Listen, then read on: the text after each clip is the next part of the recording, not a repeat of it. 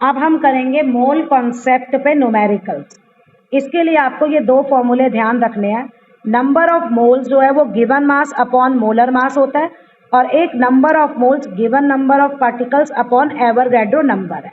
Okay, जैसे first हम करेंगे कि आपको निकालना है find number of moles, find number of moles in 32 gram of oxygen.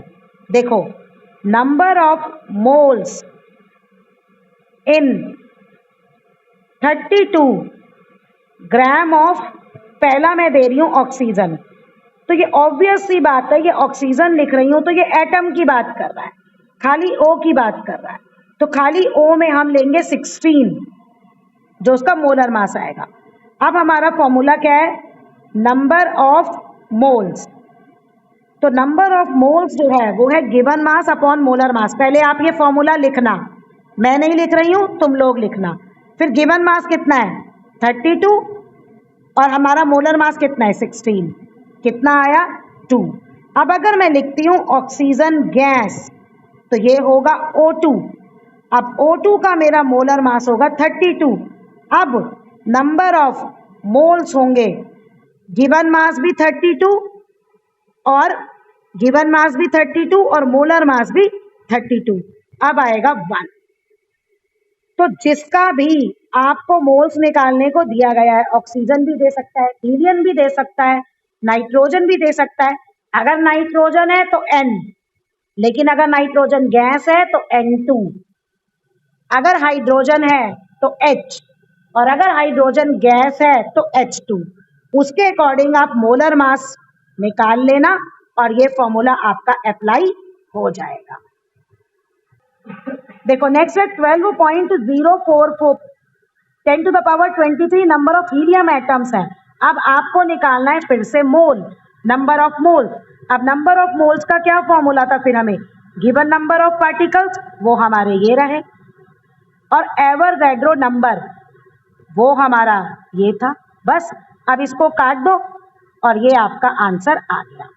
तो नंबर ऑफ मोल्स निकालने के हमारे पास दो तरीके हैं। अब आगे हमारे पास क्वेश्चन आता है,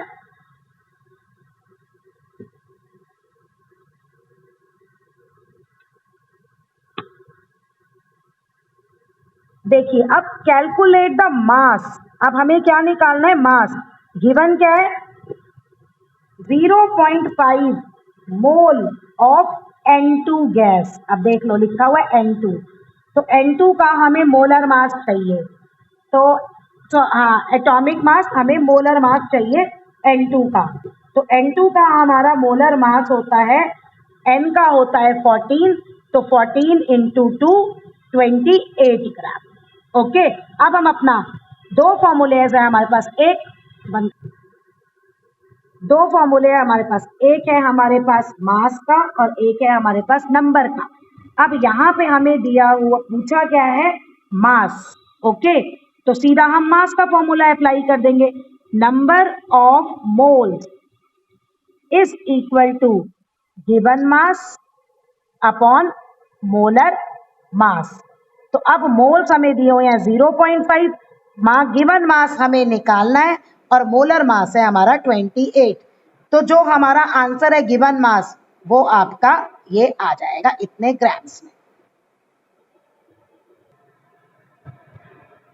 देखो अब क्वेश्चन है, फिर से मास निकालना है, लेकिन अब आपको क्या दिया हुआ है, ध्यान दो, n एटम्स, n एटम का मोलर मास हो गया 14, और अब हमें बेटा ये नंबर ऑफ पार्टिकल्स गिवन है, हमें निकालना मास है। तो मास में फॉर्मूला तो हमारा ये वाला यूज होगा, लेकिन यहाँ दिया हुआ है पार्टिकल्स, क्या करें। अब नंबर ऑफ मोल्स भी नहीं है हमारे पास, नंबर ऑफ मोल्स होने चाहिए। तो पहले हम नंबर ऑफ मोल्स में पार्टिकल वाला फॉर्मूला यूज करके, given number of particle upon Avogadro number, इससे पहले हम मोल्स निकाल लेंगे। ये हमारे पास मोल्स आ गए। अब इस मोल को हम गिवन मास में पुट करके मास निकाल लेंगे, क्योंकि हमें क्या बताया, पूछा है मास निकालना पूछा है। तो पहले वाले क्वेश्चन में तो हमें मास गिवन ही था, लेकिन दूसरे वाले क्वेश्चन में हमें मास, पहले वाले क्वेश्चन में हमें मोल्स गिवन थे, लेकिन दूसरे वाले क्वेश्चन में हमें नंबर ऑफ पार्टिकल्स गिवन है। तो उससे पहले हम मोल्स निकालेंगे। अब हम वो मोल्स वाला यूज कर लेंगे। Moles is equal to given mass upon molar mass. तो अब यहां से आंसर आपका आ जाएगा 7 ग्राम। ठीक है, अब लॉजिक क्या है? लॉजिक है कि आपके पास दो फॉर्मूले हैं, एक मास का है और एक पार्टिकल का है। तो आपको जो अगर डायरेक्ट यूज हो रहा है फॉर्मूला तो डायरेक्ट यूज कर लो। अब जैसे हमने ये लास्ट एग्जांपल लिया था, इसमें डायरेक्ट फॉर्मूला यूज नहीं हो रहा था, तो जहां दोनों यूज हो रहे थे तो वहां आप देख के दोनों यूज कर लो।